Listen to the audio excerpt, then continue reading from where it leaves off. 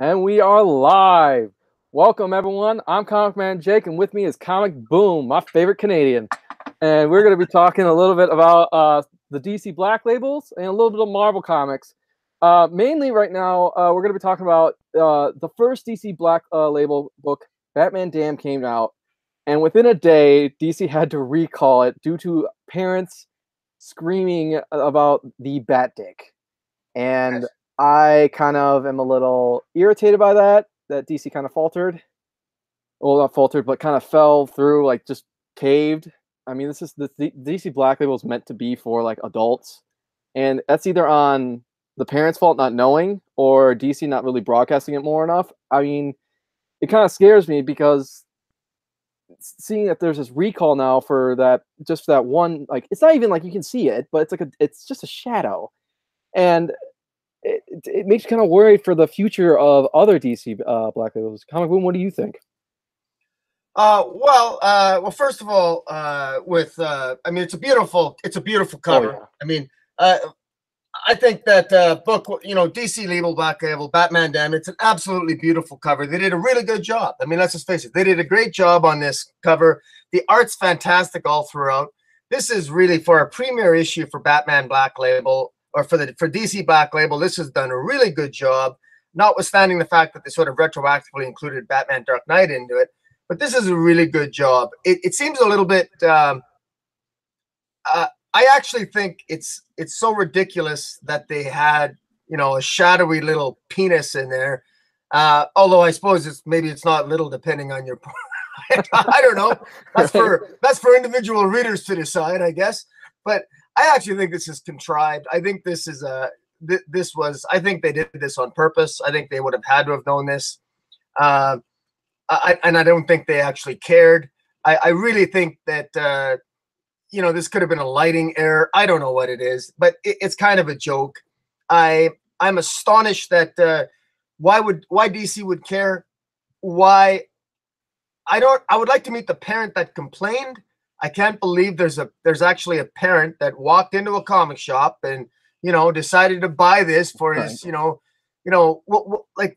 Where did this happen? In some religious Alabama hick town or something? Where I don't know. I mean, but it's like Corey was talking about it, NerdScum was talking about it, and it's just like it really bugs me because it's like you guys maybe, again, like I said, it's not maybe the parents didn't know, and maybe DC didn't do a good job of like broadcasting it as this is for an adult, but like literally, I mean, the comic book shop should have told them.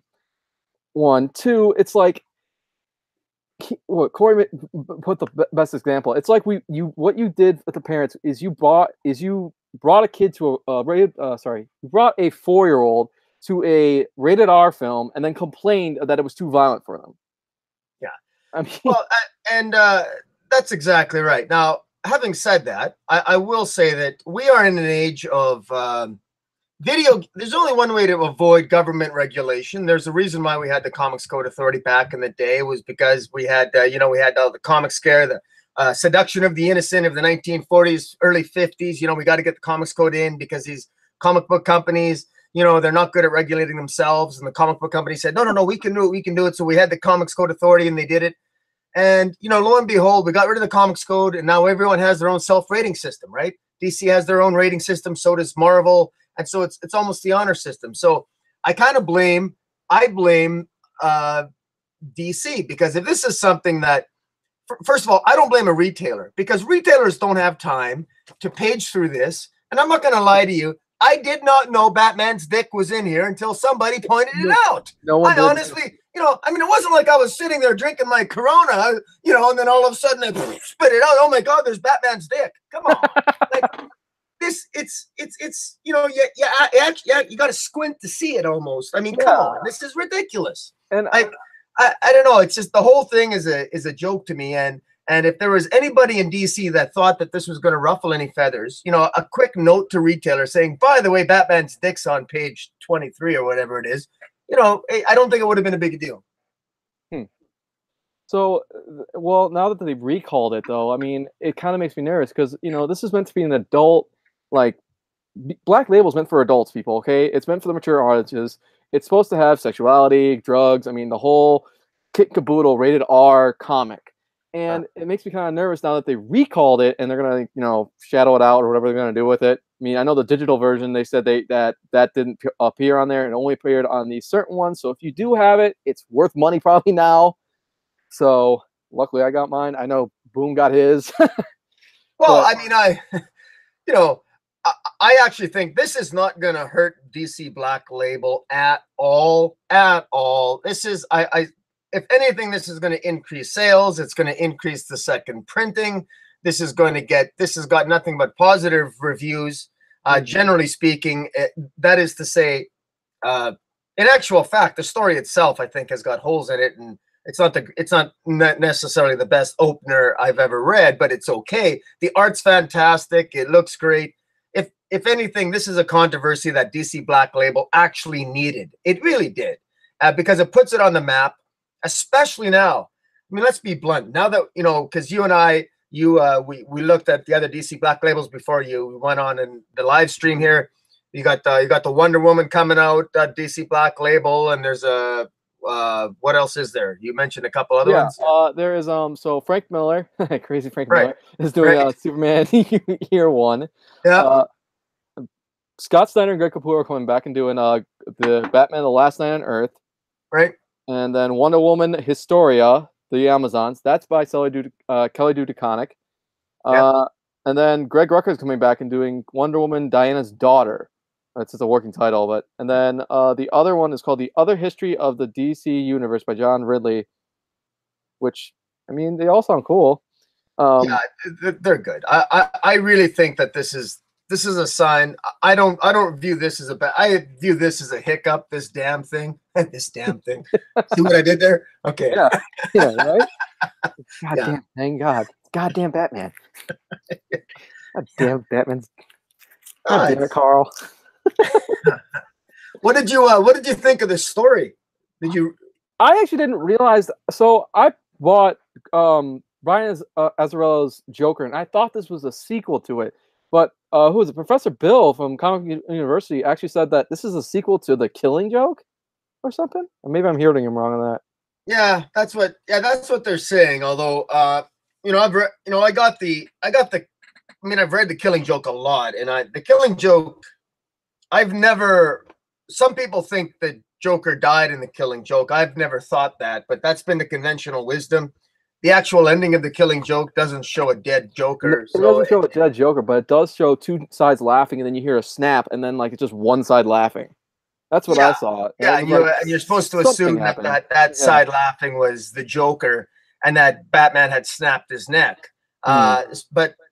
But that was, I don't know, only because Batman never kills. I thought that was just sort of misdirection. But yeah, I mean, no, it could be, although it's certainly not the Batman's not drawn the same. He's wearing a totally different costume. He's different outfit. It's completely different than Killing Joke. His costume is not the same as in Killing Joke. It looks like the Noel costume. What's that? I think there's one called Batman Noel, right? I think it looks like that, doesn't it? Batman Noir. You mean Batman Noir? Sorry, yes, Noir. Yeah, it looks a little bit like that. So, artistically, visually, and in terms of general feel, it doesn't feel like it's connected to The Killing Joke. Even Batman's voice doesn't sound, the dialogue doesn't sound similar. It's a very different set of circumstances in my mind. But the bottom line is you don't even need to read The Killing Joke to enjoy this. All you need to know is, because they show Jokers being dead in here. All you need to know is that the Joker's dead. No one knows how he died. And Batman's the primary suspect. And even Batman seems surprised to hear that Joker was dead. So I thought it was kind of cool that so it's advertised that John Constantine is the one that's walking through him, but I thought it was actually kind of cool that Deadman makes an appearance, Atana at the end, and then Enchantress is very heavily in this book. I was like, whoa, I was not expecting that. And I mean, I enjoyed it for what it's worth. I mean, I enjoyed it. It's visually this is amazing art. Oh, it's Um, artistically, it's absolutely gorgeous. It's probably one of the best drawn comics I've seen all year. It's you could just stare at the pages, and I actually think that this is. I would. A lot of people, some people are complaining about the format of it, and I actually love it. I actually think that this. I see this as being potentially the future of comic books, yeah. because and even the price point, $6.99, I thought was a good price point. Six Hmm. ninety nine American, that's a hell of a good deal for this. When you Yeah. compare this to what you get for $4 or $5.99 from Marvel nowadays, not to put down Marvel, but I'm just talking about in terms of quality and page size and paper quality and everything else. It's pretty good, right? Yeah. I'm just looking. I'm thinking like, how do I get this graded? I'm like, do they have sleeves for this? Because man, I just, Yeah. I mean, the poem kind of thing was kind of weird. Constantine, kind of, yeah, that was kind of weird for me. But I mean, it's John Constantine, so, and I love John Constantine. I loved him, and I became a huge fan of him. Um, after the this is gonna sound weird, but I became a really huge fan of him actually after the TV series that came out Yeah. on NBC, and I was like, I gotta know more about this guy, and just I read the little bit of Hellblazer, Sandman universe. I just finished, and I mean, I read the New 52, which he's a complete asshole in that one. Yeah. I Well, can believe. Brian Azzarello, and he's made it very clear in his interview on this. He said he's always had the same. He's always viewed Batman as the same as he did when he wrote Broken City back in the day. And he says for Batman's never Bruce Wayne's never left that alley where his parents were killed, and psychologically he's never really left there, and his mind's always been there. And with respect to Constantine, he says Batman's never liked Constantine because Constantine's the one guy in the room that always knows more than Batman does. Hmm. Because Constantine, I mean, he just does. I mean, he's that cocky, cigarette smoking British guy who always seems to know more than anyone else, and more often than not, he's right. And it's pretty interesting. And then when you got a dead Joker, and when you got Dead Man is almost like addicted, going from body to body, and the way it's portrayed here is excellent, and how he can only stay in the body for so long because it almost like it's when you get possessed by Dead Man in Azzarello's version, it's almost your body is poisoned by the dead man when you're possessed, and you could see that artistically by the veins and you could see it almost looks like the people that dead man possesses are getting sick, and so he can only stay in the bodies for so long, and then he switches to another one. So Azzarello has a very distinctive. This does not take place in the DC universe, so they can do whatever they want. He can write whatever he wants, and it shows. So it's going to be interesting to see where he takes it. Yeah, I mean, it was a good book. I mean, Azzarello for me is he's always dark. He's always seeming dark to me because I mean, I read what was it, Superman? He did Superman for Tomorrow, right? Yep. Yep. For tomorrow, yeah. Yep, that was the one, and that was like I have never seen Superman actually like depressed. Yeah. And that was the first time I was like, whoa, man. Well, he wrote in For Tomorrow. He approached Superman in a very religious kind of way. There was a lot of religious imagery in For Tomorrow, and it was Messiah-like. Like he was, and General Zod, and it was even like the devil, and the religious symbolism and imagery in For Tomorrow was very prevalent. And Azzarello always has he's Azzarello's he's always the wild card. He's the guy he's a hard guy to interview because you can see him in interviews. He's always sort of like the droll, cocky, under his breath, sarcastic guy that gives a quick answer. But and he's funny, and he but man, he can definitely write some great stories when he wants to. Yeah, yeah. So let's talk about actually the other like DC Black labels. Like we mentioned them earlier. Which one are you looking forward to? I'm actually the one I'm looking forward to the most on the list is hands down easily Frank Miller's Superman Year One. For me, because I I like Frank Miller. Now I know Frank Miller. I will be the first to admit that he's not in his prime anymore. I know that, but as a writer, and he's writing it. I don't believe he's drawing it, but maybe I might stand to be correct. Yep, I hope he's writing it, and John Romita, yeah, okay. John Romita Jr. Okay, well that's good to hear. I'm not a big fan of John Romita Jr.'s art, but although when he takes his time and he has more time to focus on the pages, it's better. But I like his take on Superman. You know, the way that he wrote his version of Superman versus Dark Knight and Dark Knight Returns.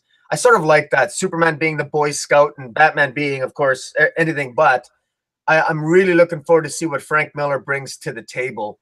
And even though, quite frankly, Frank Miller, maybe in his politics, is somewhat liberal, he's very good at writing, very conservative.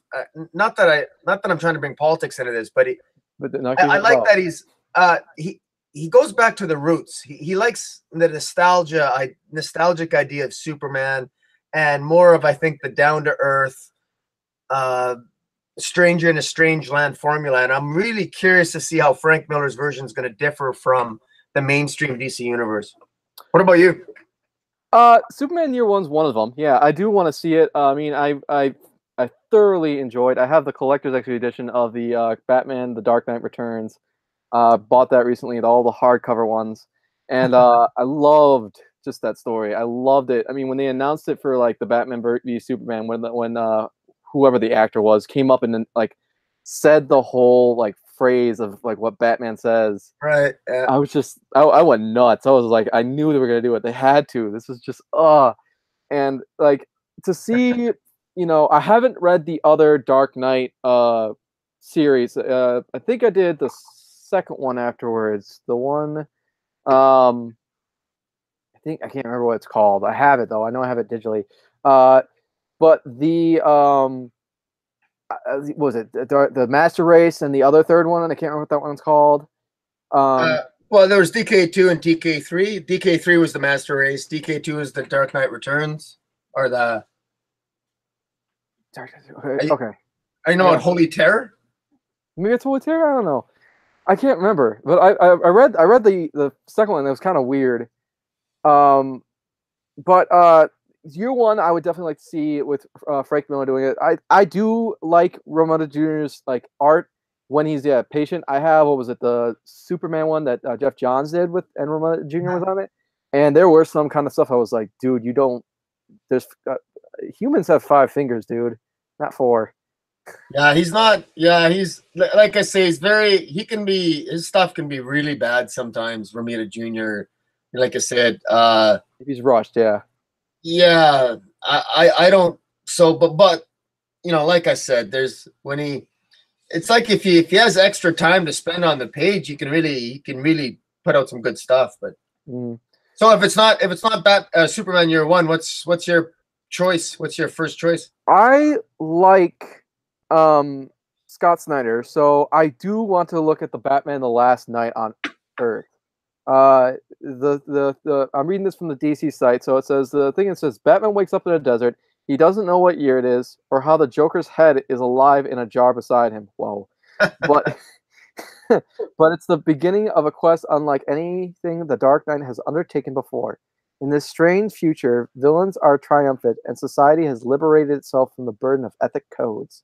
Fighting to survive while in search of answers, Bruce Wayne uncovers the truth about his role in this new world and begins the last Batman story ever told. Scott Snyder does good stuff with Batman. I loved his Court of Owls. Kind of got weird when Jim Gordon became Batman, but it was okay.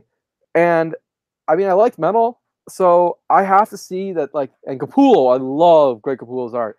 When they had the Justice League Dark came out, I think the second issue had a Greg Capullo variant, and luckily I got it at my comic book shop. They have like very few variants, so I'm excited to see that. Well, just to give my 2 cents worth on that, the reason why it's not my first choice is, and maybe I'm just Scott Snydered out, to be blunt. No, I say that as a compliment because he's a great writer, and he's got an epic story plan for Justice League. I've been pretty critical of his first 7 issues of Justice League. I just reviewed his issue 8. But I love his grand ideas. Snyder, he's got great ideas, and he's not afraid to try to execute them and go out there. And sometimes he succeeds very well, and sometimes maybe less so. But it's always, at the end, it's always a pretty epic story. And so there's no question. I can absolutely understand the excitement for it, and I really, really hope that. I don't know how many issues is this Black Label Batman story going to be? Do you know? They do not say, actually. Because that would be my only. Because I find that you know, I hope it's not more than maybe 6 issues, 4 to 6 issues. Because I don't want to see it drag on and on and on. He you know, I like tighter stories. I hope that's what the Black Label is. I hope they're more concise, more compressed stories, and not decompression nightmares that drag on forever. But I guess we'll have to wait and see. Yeah, I mean, the one that kind of gets me interested is the whole, what is it? The history of the other history of the DC universe by John Ridley. A compelling literary series analyzing iconic DC moments and charting psychopolitical gains through the perspective of DC superheroes who come from the traditional disenfranchised groups, including Jon Stewart. I have no idea. Extranto? I have no idea who that is.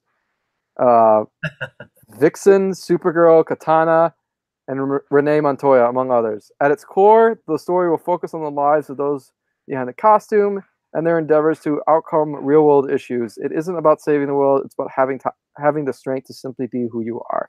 I mean, it's cool to see, you know, other characters getting their due diligence. I mean, and I'm a huge Jon Stewart fan, and I don't know, it sounds kind of interesting to me.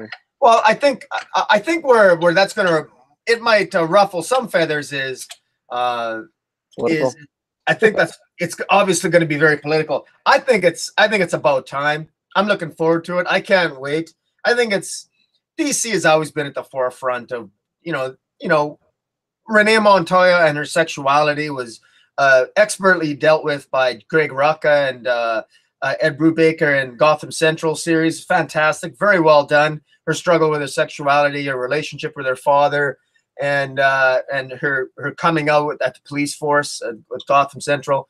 I mean, it was always the story behind the story and her struggle as a character. And I'm assuming that that's, you know, her sexuality and dealing with that aspect of society and coming out. That's going to be the Renee Montoya angle of the story.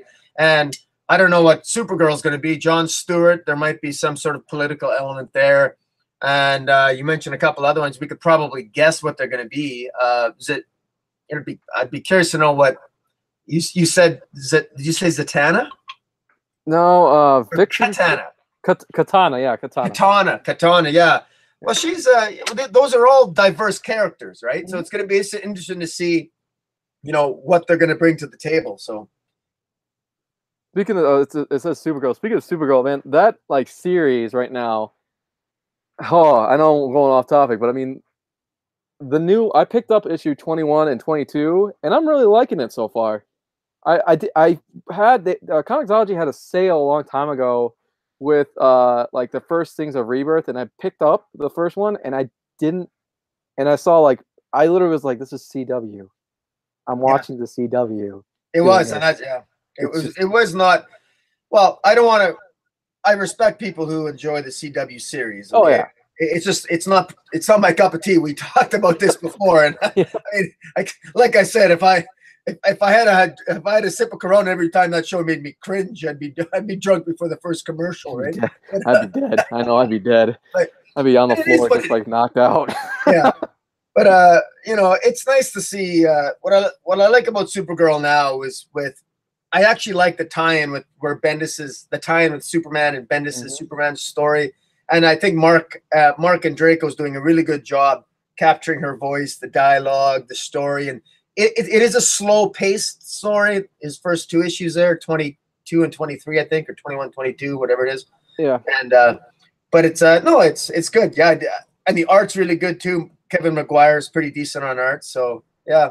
and it's just interesting to see like more of the Green Lantern. I mean, I'm a huge Green Lantern fan, so uh, I know it's got Superman in the back, but I am a huge Green Lantern fan, and I mean, seeing the whole like mythology and having like changing that up and seeing that the Green Lanterns were a part of it, a part of this whole like you know, it's just I loved the whole her interacting with it, but what was it? Also, I'm just a spin off with the Superman series.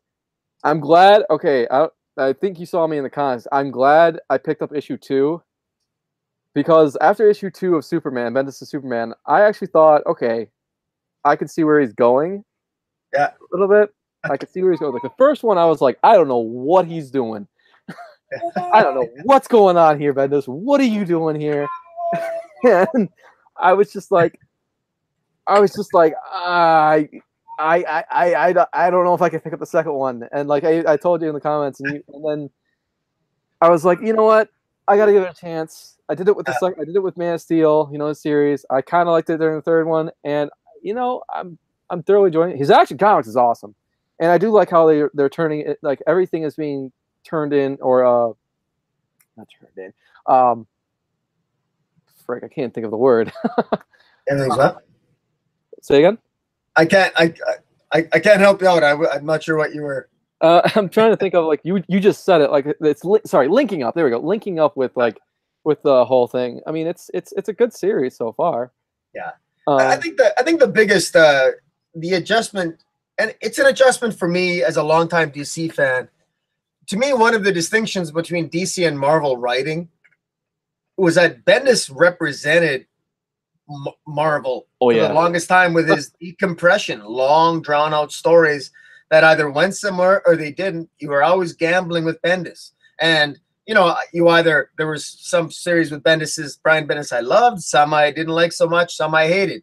So it was always hit and miss. And so with him coming over and for DC to let Bendis do whatever he wants, and he's telling a long story with Superman, and it doesn't seem like there's an end in sight, although he says that it's going to just be a year. I'll believe that when I see it.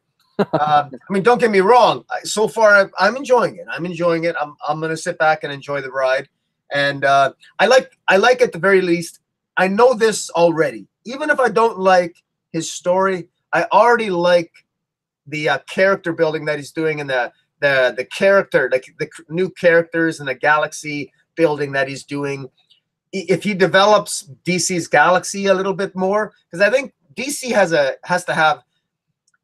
an embarrassingly boring galaxy set of characters compared to Marvel.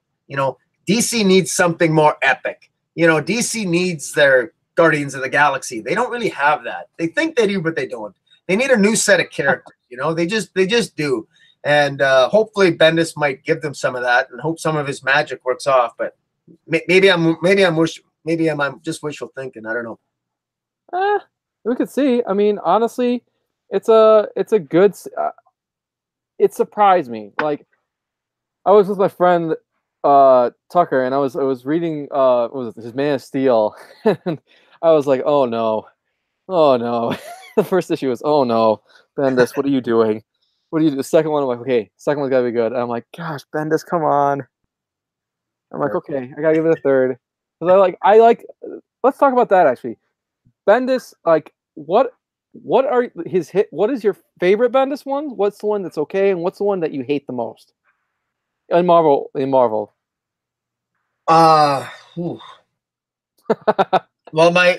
actually, my favorite Bendis story at Marvel was his Daredevil run. Really? That was really good. I haven't read that yet. Where that was probably when his whole run there, it was really, really good. I think his Daredevil run is even better than his Alias run. So his Daredevil, but that was when he really started at Marvel. It was near the beginning of his Marvel stint, and he was just on fire. And boy, his Daredevil was really, really good. The stuff he got, they started to give him more and more stuff, and he started to bite off way more than he could chew. And so what he did was that, and obviously this is just my opinion, what he did is that he would take 5 or 6 stories, and then he would drag those stories out it seemed like for 3 or 4 years. Instead of just telling them in 6 issues, they became 36 issues. And probably his worst run for me would be his, he wrote All New X-Men. It was 36 issues. And I hated it. I'll be honest, I collected maybe like 15 out of the 36 issues, the first 6. And then it was so stupid. Not all of it might be his fault, but bringing the X-Men from the past to the future, that was so stupid. I thought that was good. I was so foolish. I actually thought that was only going to be a 4 or 5 issue series, a 4 or 5 issue story arc, because it was such a dumb idea that they were going to send the X-Men back after 5 issues. But they're still there in the Marvel Universe now, and they're just now getting rid of them in Extermination now, the series, written by I think Cullen who's writing it? Brubaker? No, Brisen. Ed Brisen. Yep, Brisen. Ed Brisen. Yeah. And anyways, good riddance to them. I mean, I'm not much of an X-Men fan to begin with, but so that's a little biased. But honestly, but he had some pretty good hits there. His Avengers Disassembled wasn't too bad. I didn't mind that. The what was the one with the Secret Invasion? I actually enjoyed that. You know, but you know. His Defenders, I really love that. I love that. His 9-issue run before he left, he did 9 issues of the Defenders. I saw that. I didn't pick it up though. That was excellent. That was a very good series. So, but you know, I can't say that I've ever really hated his stuff. I just find some of it blasé, you know. Oh, and his Ultimate Spider-Man is really good too. But anyways, sorry, go ahead. I was gonna say I have to say when I got really introduced into Bendis was I got for a year I got the Marvel Unlimited app, and I did not read his Daredevil. That was on my list, but I didn't get a chance to. I read his All New X-Men, and every time I'm like, why am I reading this? After a while, I did stop because I was like, this is just ridiculous. Like, but I loved his Ultimate Spider-Man. I especially loved the whole transition when Miles came in. Yeah. And that was just like eye-opening to me. And just, oh man. Another one of my favorites, and I know I'm going to get heat for this because I've heard people say it. I actually liked his Guardians. The Guardians of the Galaxy one. I love the whole Agent Venom, you know, what he looked like in there. And I thought the story was kind of like, you know, if you followed the whole Guardians, I thought it was pretty good. No, not great, but pretty good. I liked how he kind of made a little origin for the symbiotes, and then Donny Cates kind of shoot it away. But I honestly, I mean, but for like stuff I don't like, I mean, right now, All New X-Men. I looked at that and man, just. He bit off way more than he could chew. But I mean, but even that, it's still so. I mean, he's a seller. He still sells well. I mean, you got to give the guy credit. I mean, there's a reason why they gave him so much, and you know, it's an indirect compliment if I'm bitching about a writer who's well known and is very good and he's got a lot on his plate. It's because he's good. You know, the best writers are the ones that are divisive in some way. I mean, you look at Grant Morrison. I love and hate Grant Morrison too, but he's considered one of the greatest who ever lived. You know, I mean, Bendis too. I mean, Bendis is up there too. Even Jeff Johns. There's some stuff I hate of Jeff Johns, but some of it is stuff I love. But you know, the best writers are the ones that they push the envelope because they write different things. They think outside the box, and when you think outside the box, you're going to alienate some of your fans that want you to stay in your box, right? Because I mean, and that's the thing is with the best writers. So I don't, just because I don't like something of Bendis doesn't mean I think he's a bad writer. I just, you know, I think I'll give Bendis credit for one thing with Superman is that I think he's thinking outside the box a little bit with Superman. Even the villain of the Red Mist. I mean, I think that was pretty inspired. The idea of a villain, you know, and a mafia in Metropolis that acts very differently. And he's even afraid to say certain key phrases because they know Superman has super hearing. They know to stay away from maybe Lois Lane. He's got a connection there. They know they deliberately create crime and distraction to get Superman out of their area because they need They need him in order to do their activities. I mean, it's, you know, he's definitely put a lot of thought into the Superman mythology and the way, you know, with Clark and Lois and John. So yeah, so I think we're just getting the tip of the iceberg here, and so I'm really hoping for the best. So I gotta ask, because I'm a huge Jeff Johns fan. What did you not like? Like, I liked everything he's written so far that I've read. Oh, I can give you a, oh, okay. The worst Jeff Johns story that I ever read was probably Brightest Day. Those 24 Oh yeah, that's Brightest true. Day. That's true. Well, no, let me explain why. First of all, it wasn't that it was written badly. I mean, it's an easy to, I shouldn't, so it was that it was, that was near the tail end before he was really not on his game. It just went nowhere. It was a mystery that went nowhere. He violated, it ended with Dove and Deadman being in a relationship was asinine. I mean, good Lord, like you're gonna fall in love with a corpse, a dead man. Give me a break. It was so ridiculous, and it was so contrived. It was so badly done, and it went nowhere. It literally went nowhere. Yeah, that was not good. I'm also, well, you want to? I'll really be an outlier here. Go ahead. I don't know. I've just I still believe to this day that Aquaman has yet. I don't think that Jeff Johns did put Aquaman on the map, but I wasn't a big fan of his Aquaman. I'm a huge fan of Aquaman in Rebirth, and it has and it was not written by Jeff Johns, but it was inspired by Jeff Johns' Aquaman. So even though I wasn't a big fan of Jeff Johns' Aquaman, I really like what he inspired other writers to do with the character based on his writing. So, you know, so again, that's why he's a great writer, right? Yeah. I mean, even though I don't like something he wrote, it doesn't mean that he's not a great writer. It's like some stories just don't resonate with me. That's all. Yeah, I mean, it doesn't. So that's okay. I haven't read, actually. That's the one I haven't read yet. Is the DC Rebirth of Aquaman.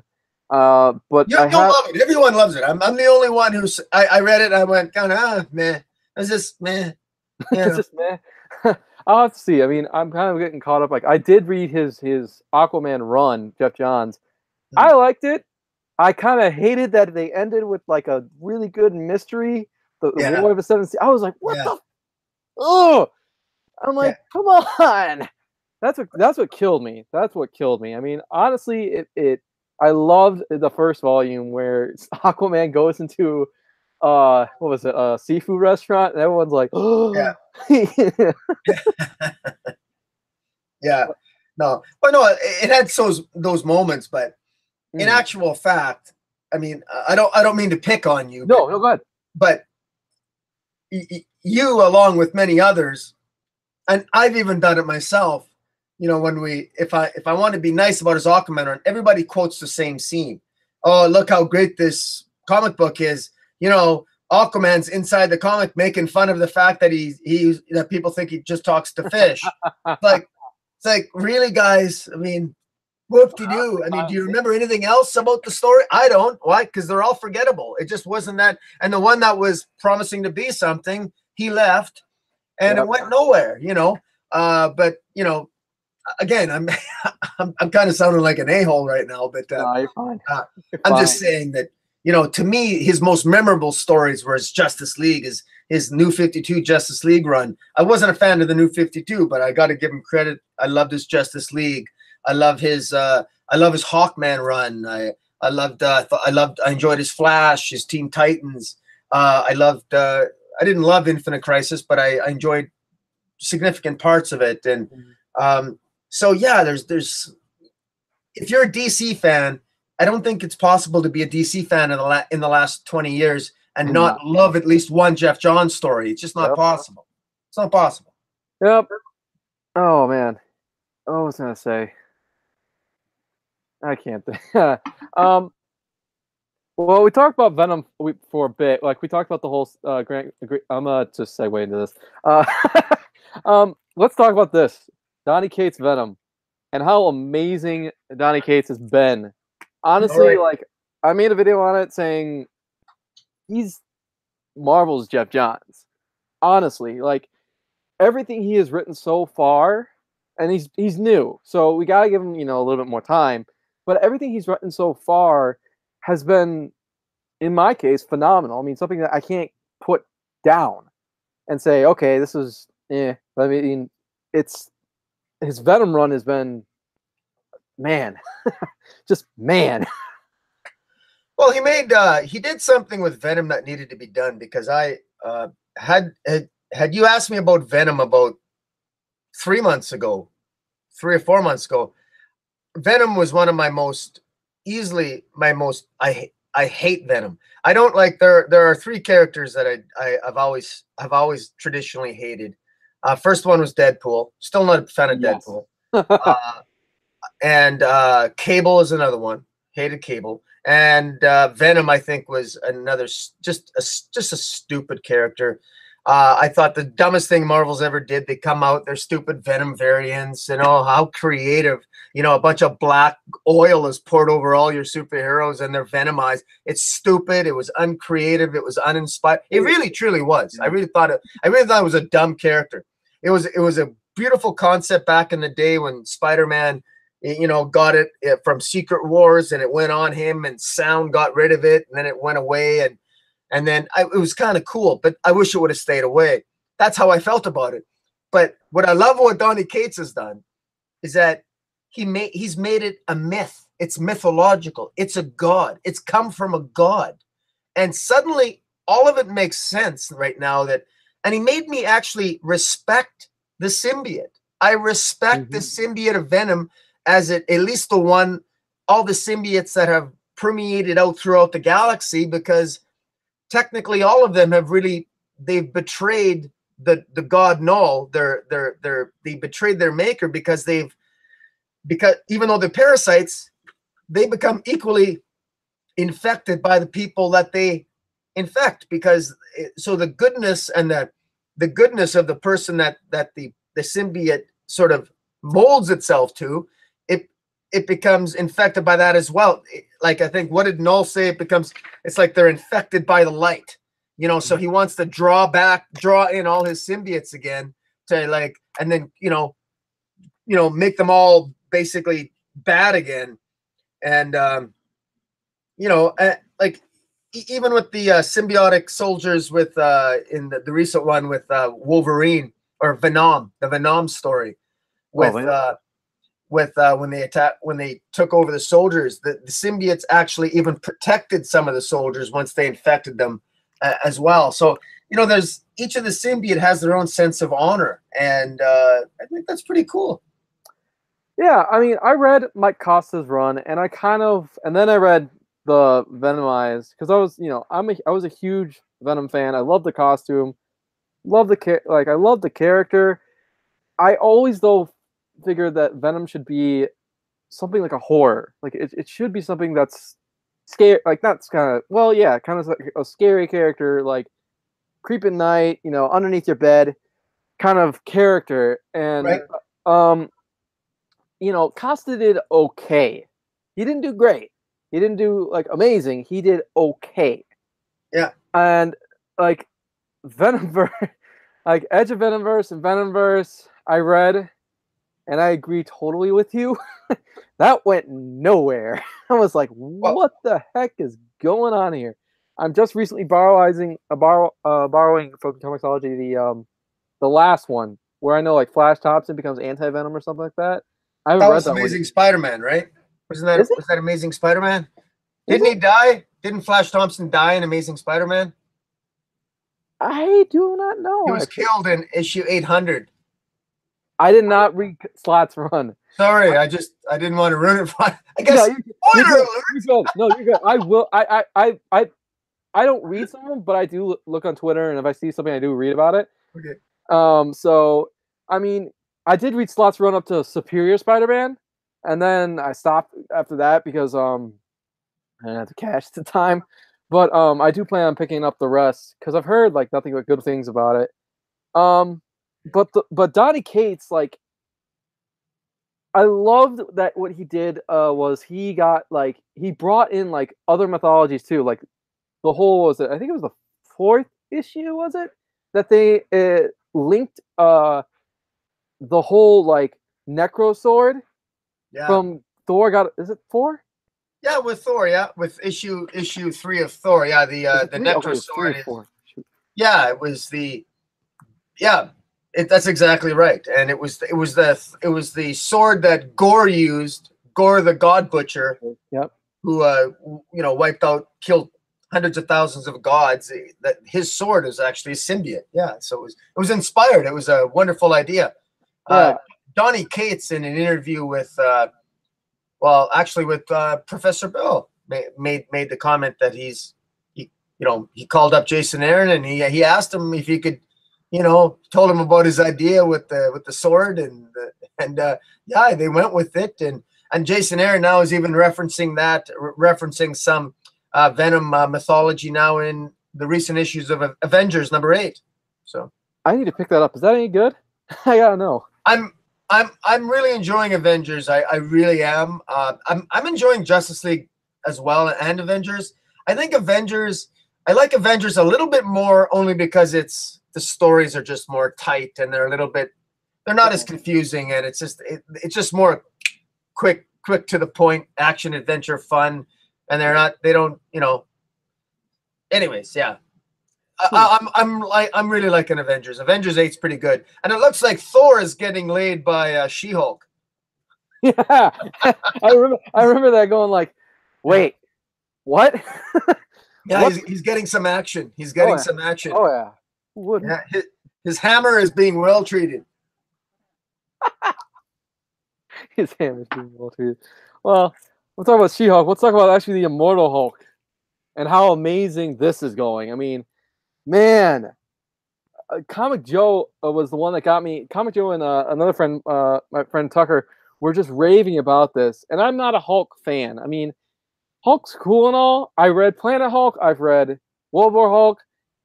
I just still wasn't much of a fan. And well, you like you said to me before that you liked on Venom. You made the comment that you'd like them to have more of a horror element in Venom.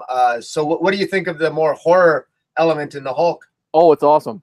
It's eye gripping, and it's just like it's kind of sometimes I love how it's like at night and the day he's Bruce Banner, but at night it's like Jekyll and Hyde. And then I think you or Professor Bill said that, and it's just, I mean, so like the writing on it is just what's grabbing me. It's just the story that it tells, and the fact that it's not a stupid Hulk.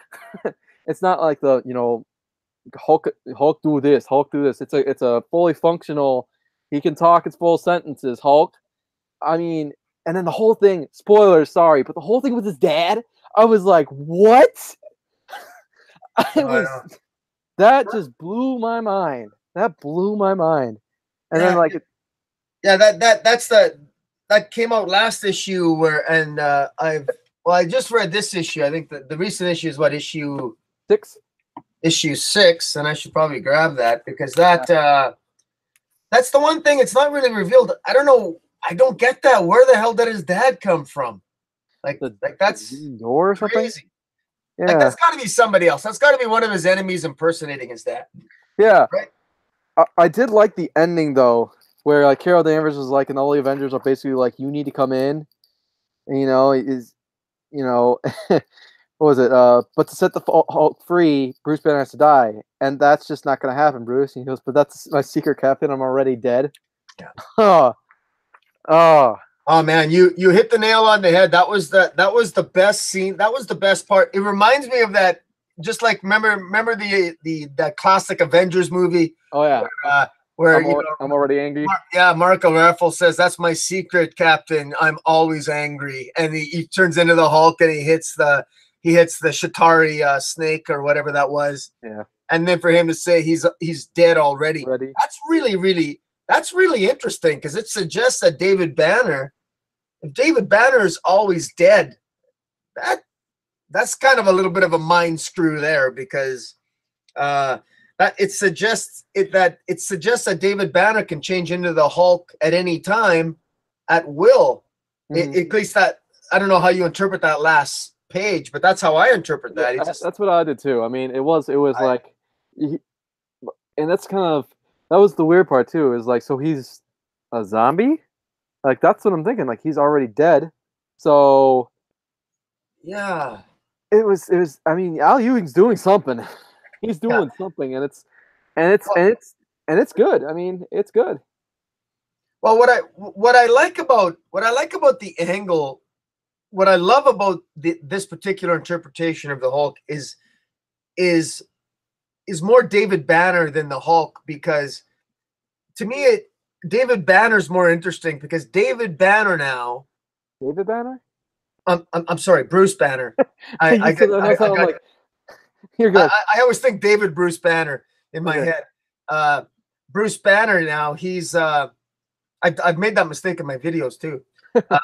Bruce Banner has he's not afraid of death. That's what's cool. And to genuinely not be afraid of dying, I think that's pretty cool, how that affects a person. Mm-hmm. And I love the way psychological how that they're exploring that here, because Bruce Banner here, he just doesn't care. You go ahead. I mean, you can't threaten him by, like, the entire Avengers are. I mean, Alpha Flight. The Avengers are in front of him here, and he's not even blinking. I mean, his pulse isn't even. He's not even worried about it. He goes, whatever. It's like, you're gonna take me in? Like, give me a break. He doesn't even care. Like, wow. Yeah, I love it, like the top corner where like you look at the thing and he's just like, it too, Jen. I'm disappointed. Yeah. Like he's like I don't give a I don't give a fuck. And like I look at Jen, and then Jen freaks out. You know, yep. That's the difference between men and women. When you give women power, they freak. Jesus Christ. You know, you got to learn to relax, calm down, go take a pill. Honestly. Yeah, it was good. I mean, but honestly, what do you think about this like monitor stuff? I've never seen these guys. Like the guys with this page. This kind of freaked me out a bit. I don't know who that is. I don't know who it is either. It's just they're like people who are monitors or something like that.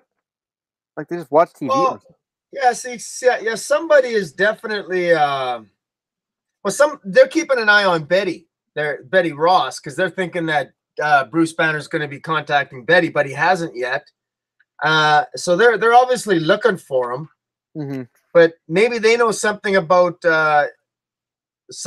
his powers now, or why he's a zombie Hulk or what. I don't know. But something, yeah, because they're looking at in that one thread. They're also looking at Samson, Leonard Samson, and I still can't believe it. Like, why are they looking at Richard Jones' gravestone? You look at it, you're like, really? Yeah. Like I can see like him visiting it, but like, really? Like, come on! Like nothing's gonna pop up there, guys. Yeah, no, I know. But you know, it's like I say, I'm really, like I say, hats off to him. You know, it's, you know, we were talking earlier about Black Label, which was the subject of this live stream. Obviously, we deviated a little bit from that. Oh, yeah. But just to bring it back to that, I actually think that the Immortal Hulk, in many ways, and Venom, would be a perfect, almost fits the sensibilities of a Black Label line, because it has that horror element. It's Venom has a lot of adult themes, like even Immortal Hulk. These are adult themes here. I mean, this isn't exactly for your kids. I mean, I don't know if I'd give the Immortal Hulk to a 12-year-old kid to read. I mean, it's going to give this kid nightmares. I mean, especially and then Venom. I mean, this is not for the faint of heart. You know, these comics. Rated teen too. That's the thing too. I'm looking at Venom. I'm like, I don't know if I would give this to my daughter. Or and Hulk too. Yeah, I mean, but let's just end this with our kind of poll list thing. Actually, let's do that. So, what'd you poll this week? Oh man, well, my favorite. Okay, well, we talked about I'll skip Venom and Immortal Hulk because I really like the Immortal Hulk. That's right up there, probably in the top, certainly in the top 3 this week. Immortal Hulk, I really enjoyed it. Mm-hmm.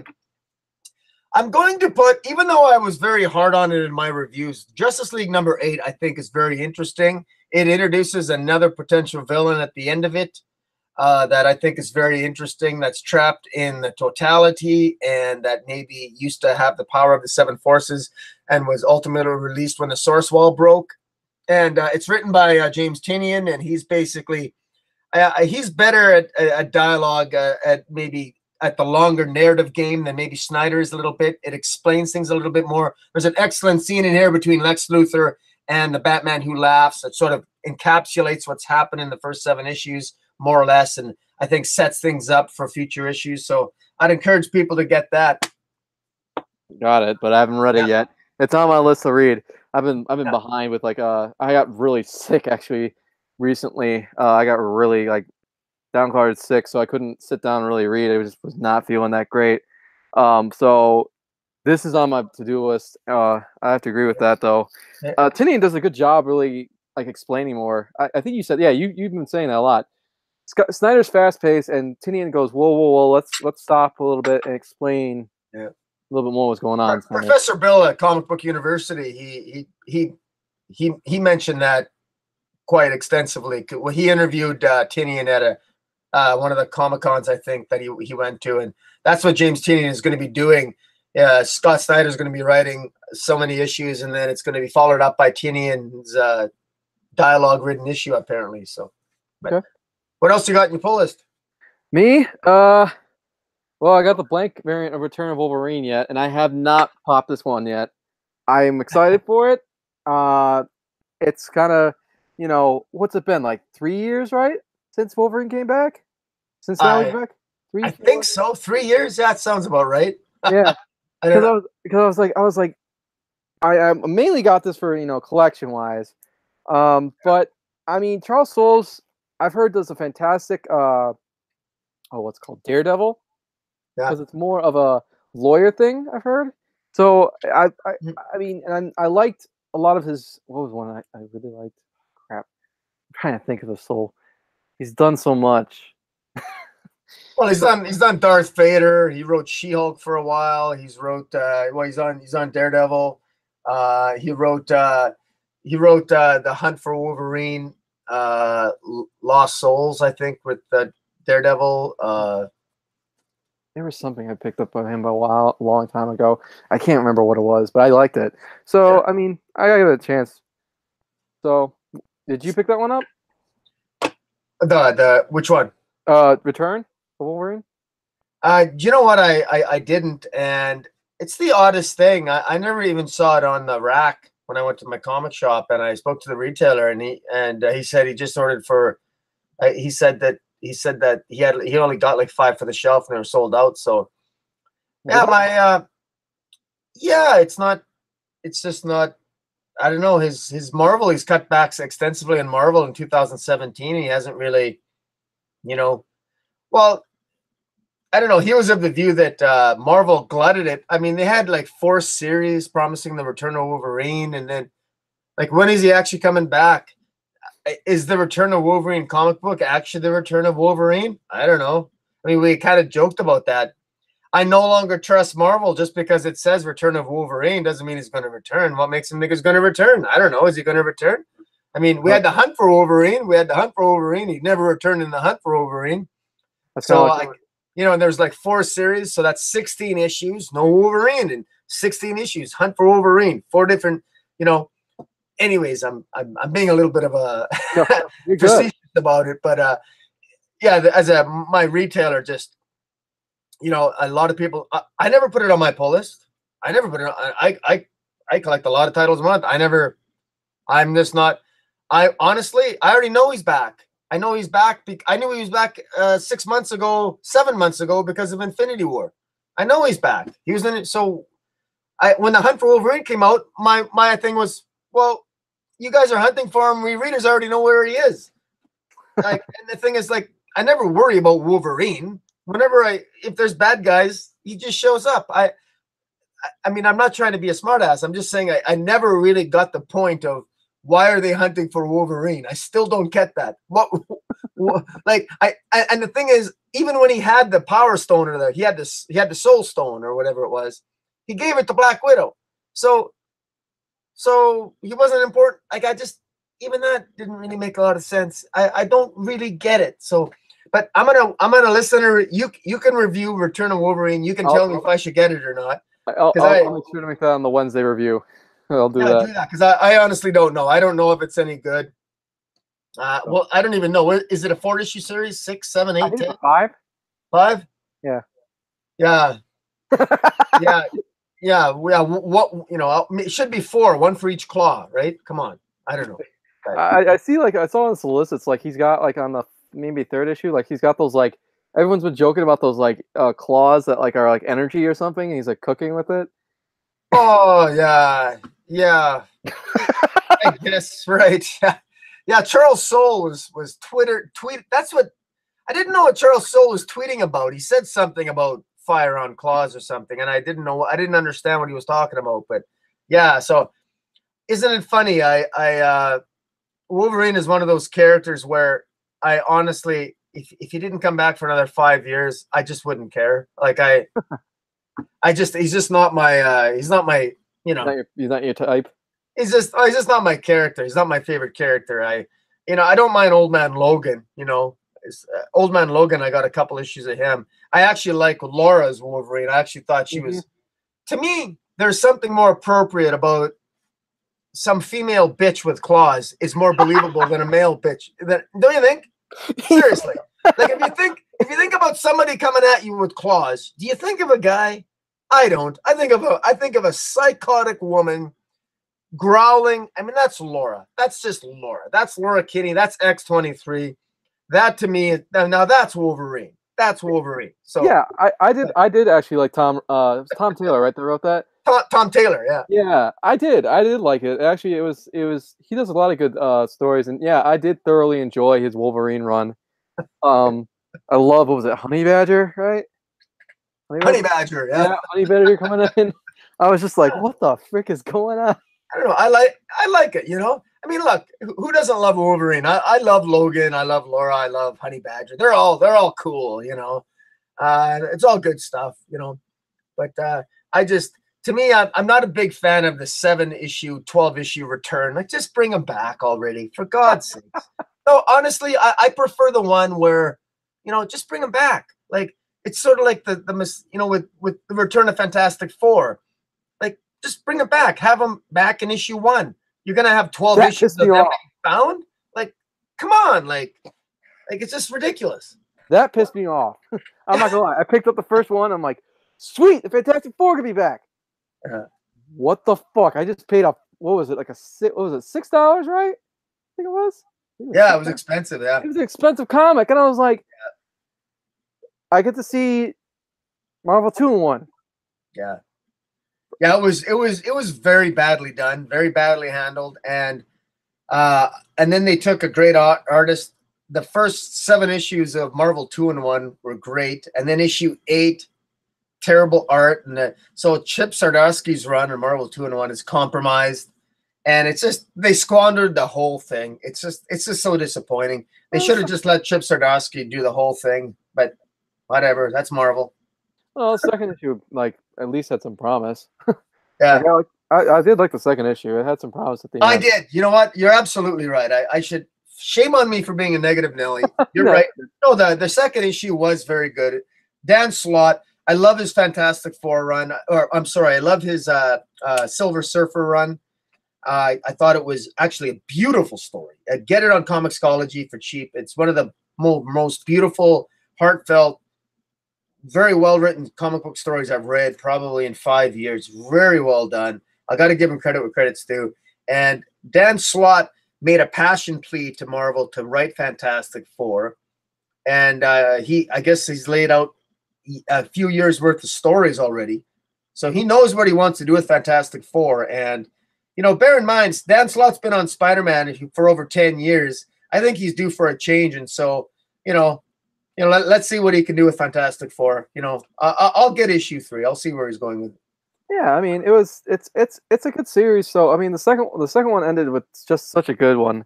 But what's your next one that you got? Okay, well, let me see.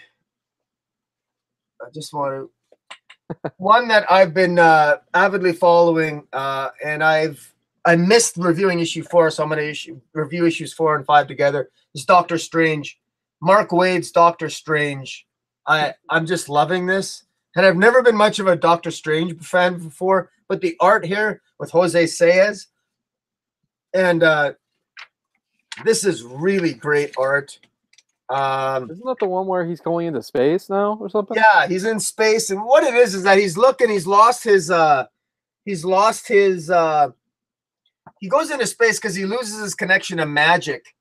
And what he does is that he's got to find his mojo again, basically. And so he's going through space, and he's trying to figure out ways to put magic together, and he's sort of retraining himself on how to be a sorcerer again. And it's really good. And he's kind of got sort of a love interest here, and it's so easy to follow. It's funny. The action sequences are great. The art's fantastic, and it takes you back to his roots of what it is, just his connection to magic, why it's important to him, his flaws as a character, his narcissism, his overconfidence. He even betrays his friend in here, and she doesn't realize it. And it's just really good. And we're only 5 issues in. I mean, I recommend it. I don't know. Here's the thing: Marvel zombies who collect Doctor Strange religiously are really down on this series, and I actually don't know why, but I guess they say they don't like Mark Waid, and I think a lot of people aren't liking anything Mark Waid does for reasons that have nothing to do with his writing. It has more to do with his tweet storm and his politics. But I think as a writer, Mark Waid is still really, really good.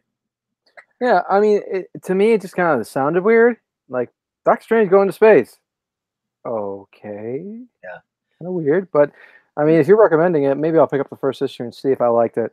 For me, we'll continue on. I've been collecting the Venom, the First Host. I know. I read the first one and I liked it, but I've got issues 2, 3, and 4, but I haven't had time to read issues 2, 3, and 4. I haven't. Okay, you're not alone. I haven't read this one yet either. Like the ones I've read right now are Venom and Hulk and Batman Damned. I haven't read anything else yet because I was so sick. But like I liked actually this so far. I'm not gonna say anything to spoil it since you haven't read it.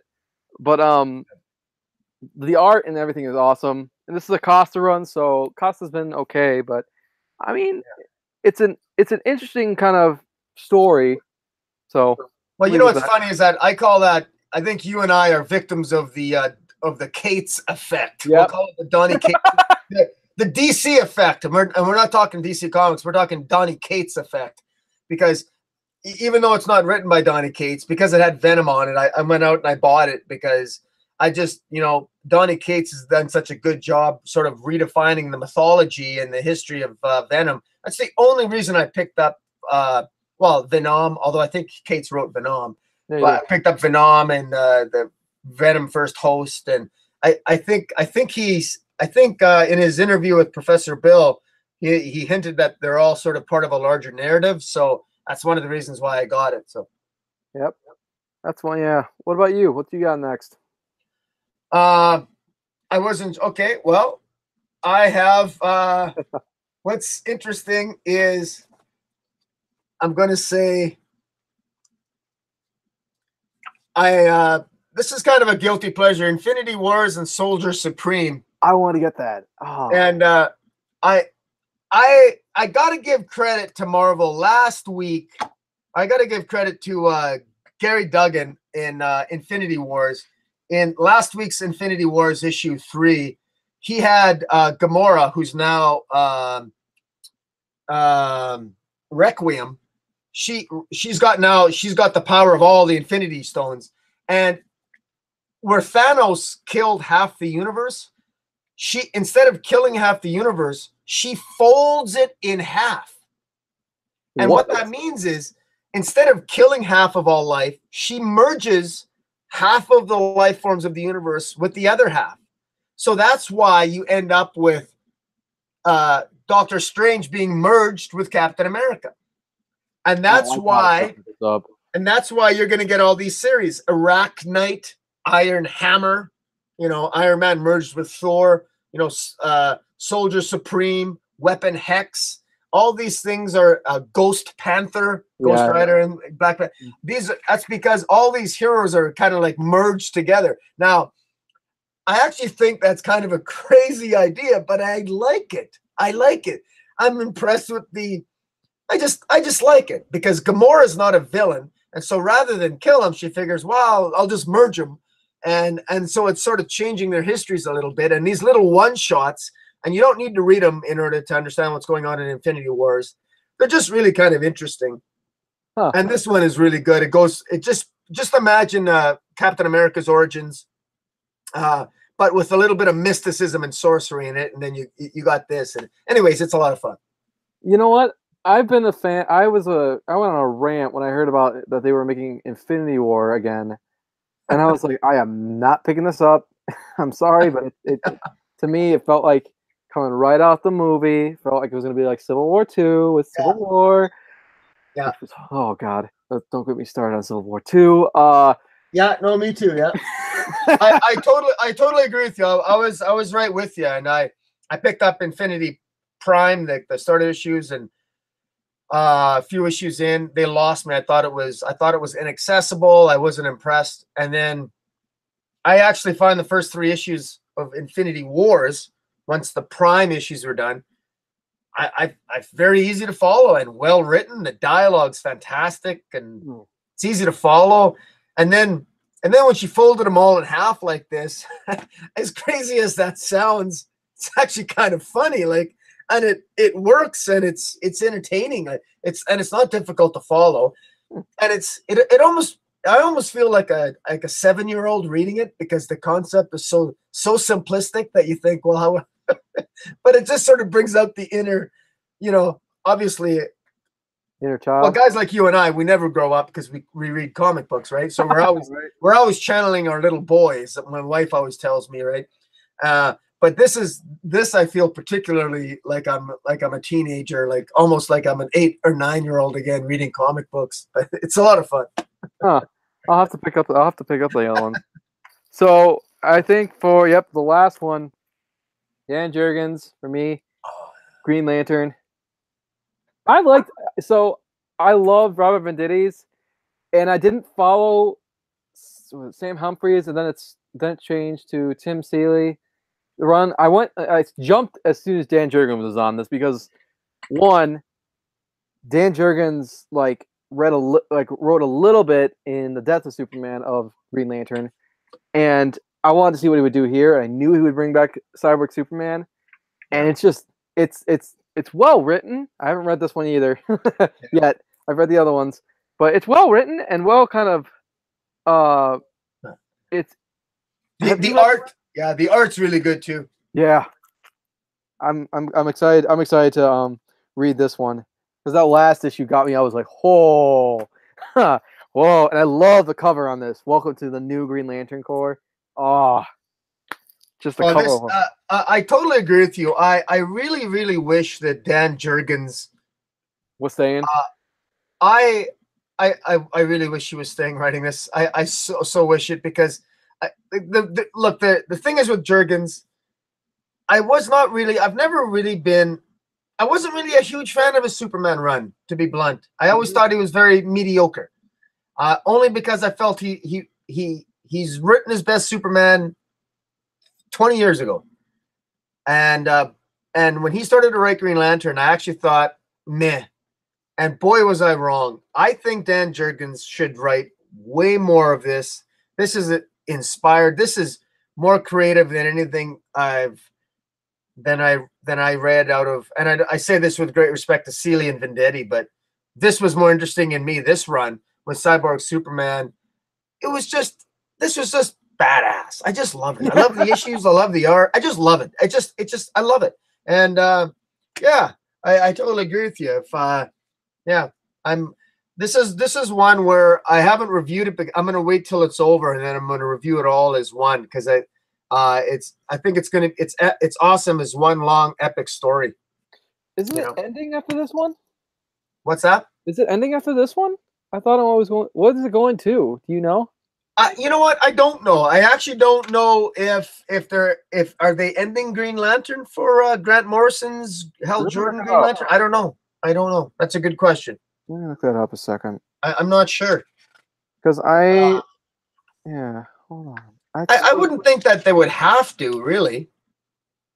Grant Morrison. I'll just do this. Grant Morrison Green Lantern. And then it will tell me.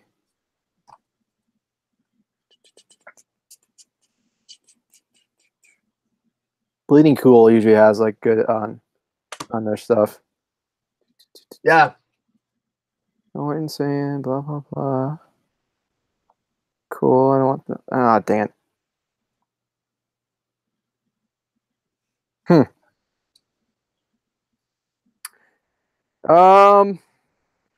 We'll have to look into that later. I'll put that on the thing, but I swear I thought they were saying that he was going to end at 55, maybe 60. I don't know. Hopefully he keeps on going.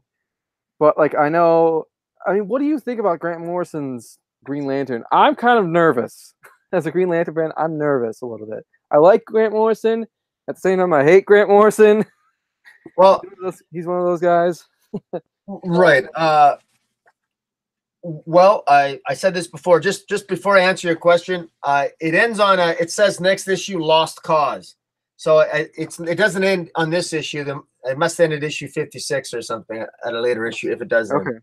But in any event, to answer your question, Grant Morrison is hit and miss. He's always been sort of hit and miss. I think he's one of those great writers, legendary writers, because he's so divisive. You either love him or you hate him. But one thing I'll say this is that often when he's in his A game, more often than not, he's writing superheroes. He can really, really write them well.